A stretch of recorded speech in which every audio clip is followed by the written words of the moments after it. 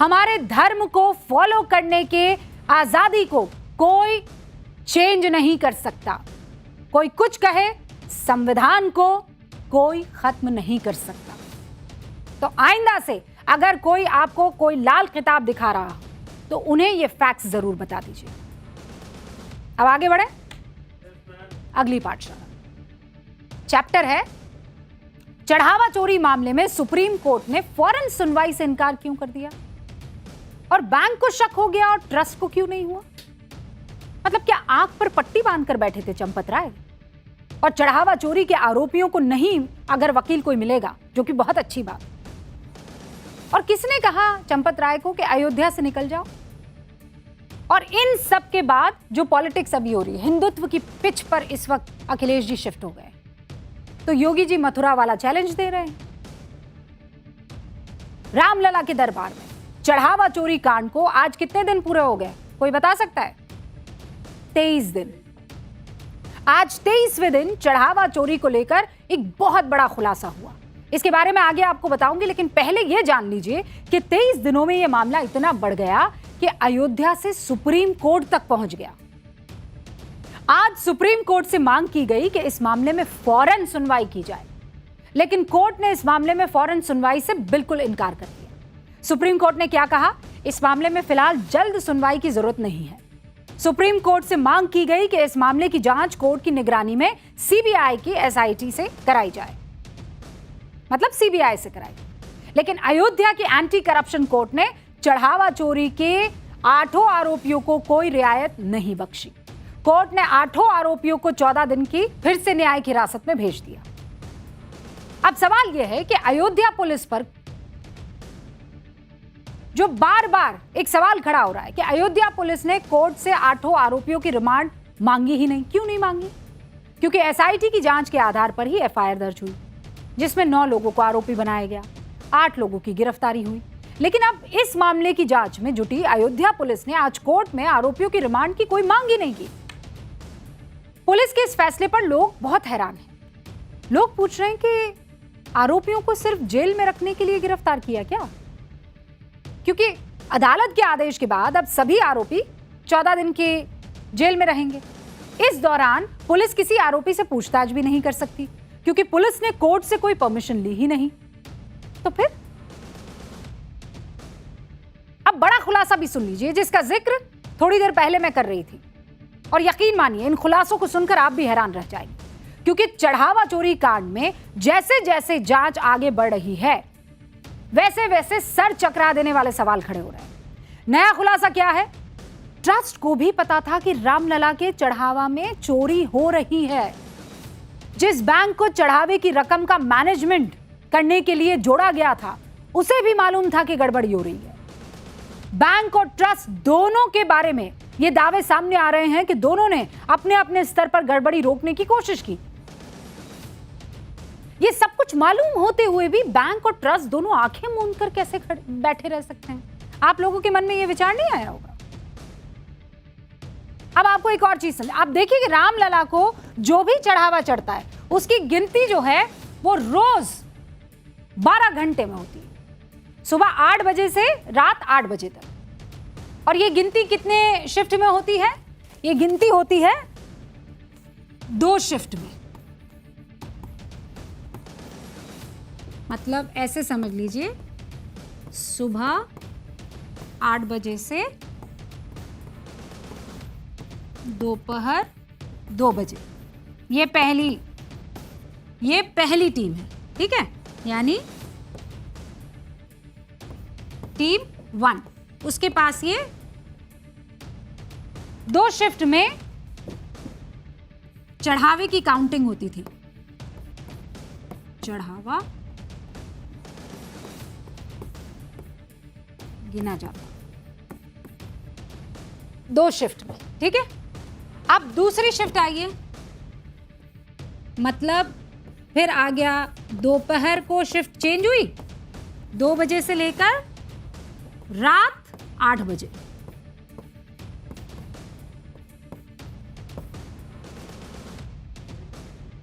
ठीक है? हाँ, गिना जाता है।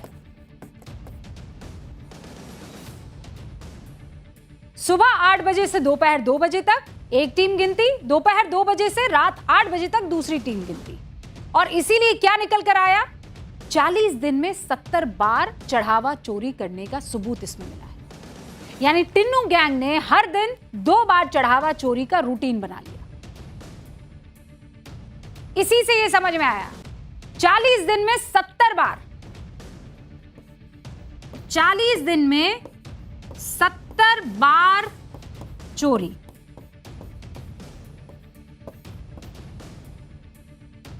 और बकायदा शिफ्ट में चोरी होती थी, इसीलिए 40 दिन में 70 बार चढ़ावा चोरी के सबूत भी मिले हैं। यानी टिन्नू गैंग ने सब कुछ प्लान किया हुआ था। रामलला के चढ़ावे में ये जो गड़बड़ झाला चल रहा था, इस बात की भनक 3 महीने पहले ही एसबीआई यानी स्टेट बैंक ऑफ इंडिया को लग गई थी। इसीलिए एसबीआई ने फौरन चढ़ावा की जो गिनती होती थी उनके कर्मचारियों को हटाने की सिफारिश कर दी। और इसके बाद आउटसोर्सिंग की गई कंपनी की। उन संदिग्ध कर्मचारियों को हटाने की प्रक्रिया भी बकायदा शुरू हो गई, लेकिन ट्रस्ट के पदाधिकारी चढ़ावा गिनने वाले कर्मचारियों का बचाव करते रहे। और आउटसोर्सिंग ये जो कंपनी की गई थी, एक भी कर्मचारी को उस कंपनी से हटाने नहीं दिया। यानी सब कुछ जानते हुए भी ट्रस्ट ने अनुकल्प मिश्रा, लवकुश मिश्रा, मनीष यादव, रमाशंकर मिश्रा, अविनाश और करुणेश शुक्ल को चढ़ावे की गिनती वाले काम से नहीं हटाया। एसबीआई ने इन सभी की भर्ती एक आउटसोर्स कंपनी के जरिए कराई थी। और मजे की बात यह है कि भर्ती बैंक ने कराई, आउटसोर्स एक तीसरी कंपनी ने किया, लेकिन सिफारिश ट्रस्ट के लोगों की चली।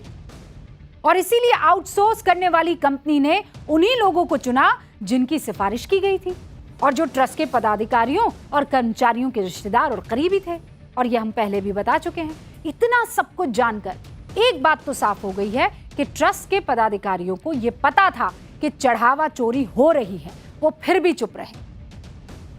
और जिसने क्लेंस करने की कोशिश की सिस्टम को, उसकी भी नहीं सुनी, बल्कि चढ़ावा चोरी करने वाले आरोपियों का ट्रस्ट संरक्षण करता रहा। क्योंकि अगर बैंक की सिफारिश ट्रस्ट ने मान ली होती तो चढ़ावा गिनने वाले सभी कर्मचारी हटा दिए गए होते और चोरी रुक जाती। ये तो ट्रस्ट का वो खुलासा। अब ट्रस्ट के बाद देखिए कि कैसे एसबीआई के अधिकारी भी आंख मूंद कर बैठे रहे, जबकि उन्हें 3 महीने पहले ही ये भनक लग चुकी थी कि चढ़ावा चोरी में गड़बड़ी हो रही है। अयोध्या पुलिस की जांच में पता चला कि टिन्नू यादव और गैंग के साथ एसबीआई के 2 कर्मचारी भी मिले हुए थे। एक का नाम तो रत्नेश चतुर्वेदी है और दूसरे का नाम गगनदीप बताया जा रहा है। ये दोनों चढ़ावे की काउंटिंग के दौरान निगरानी के लिए वहां पर मौजूद रहते थे। पता नहीं क्या करते थे।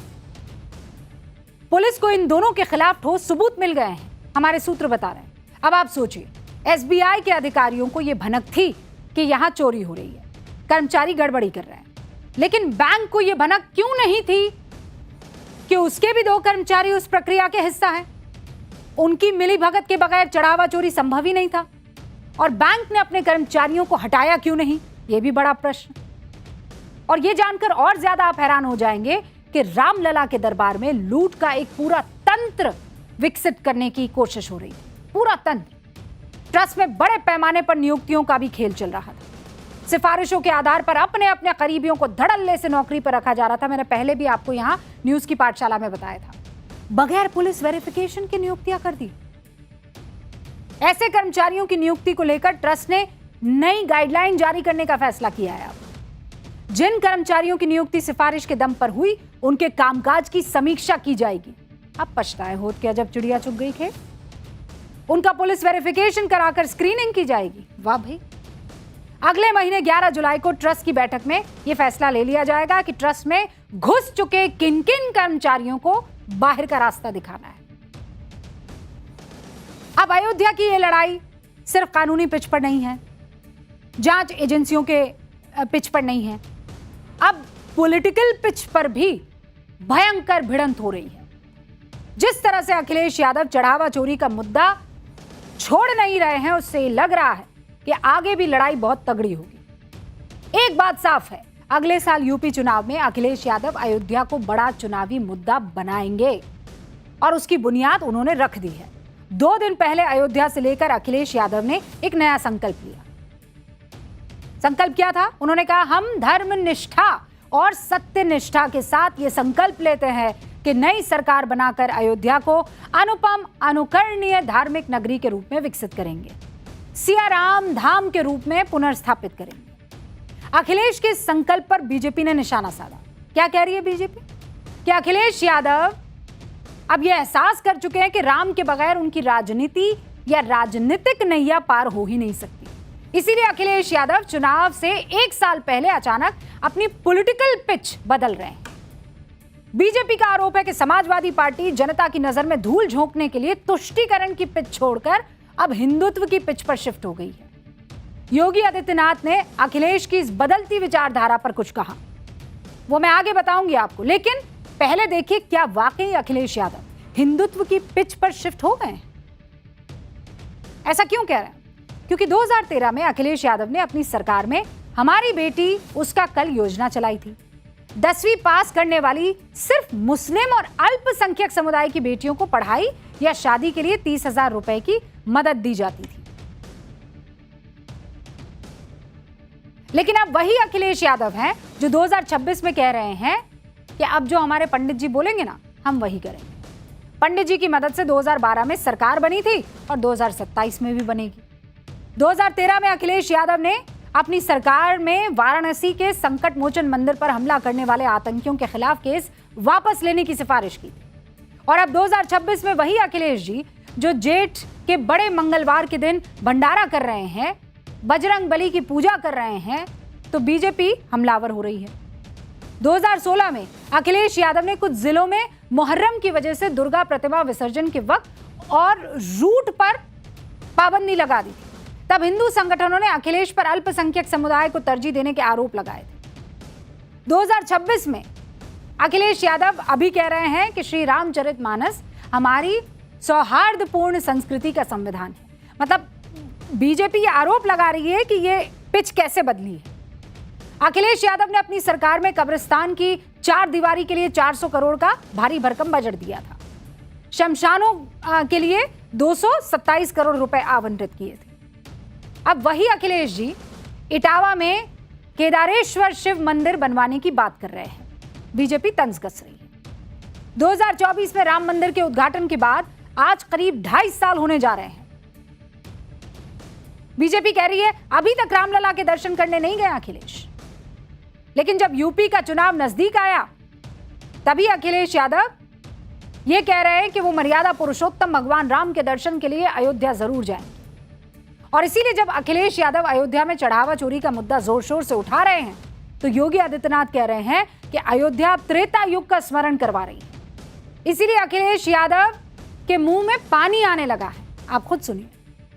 सवाल हमारे दर्शन का नहीं है।